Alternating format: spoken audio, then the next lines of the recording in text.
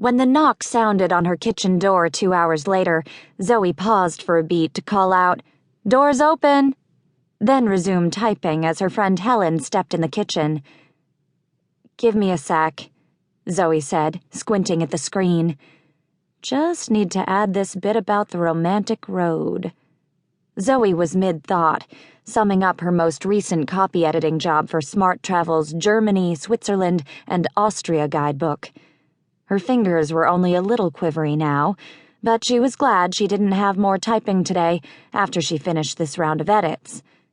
Zoe was vaguely aware that Helen marched across the kitchen and plunked her oversized purse on the island across from Zoe with a firmness that jangled the heavy gold hardware on the designer bag.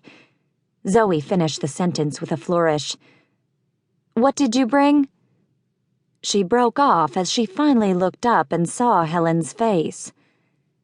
Helen slapped a narrow folder on the island in the same way that a Regency gentleman might have smacked the cheek of a rival, challenging him to a duel. Zoe leaned back. "What's wrong?" Helen almost looked as if she wished she could swat Zoe with the paper instead of the island. Under her golden brown bangs, Helen's face flushed, and her lips pressed into a thin, determined line. It was so unlike Helen's normally sweet and serene expression that Zoe asked, "Did the cleaners lose your orange Armani jacket again?" "No. Here." Helen stabbed the folder with her French manicured fingernail. "What is it?" Zoe asked warily. Helen in this state never lasted long. You just had to wait out the storm, kind of like the tornadoes that ripped across the Texas plains in the spring.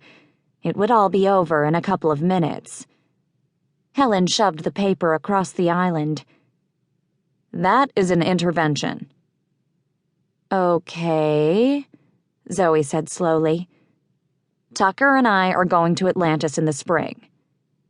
"That should be an interesting trip, since it's a lost city and all." "The resort. In the Bahamas?" "Oh, I see," Zoe said, despite the fact that she'd never heard of it. Zoe's travel dream destination centered on other locales, namely Europe.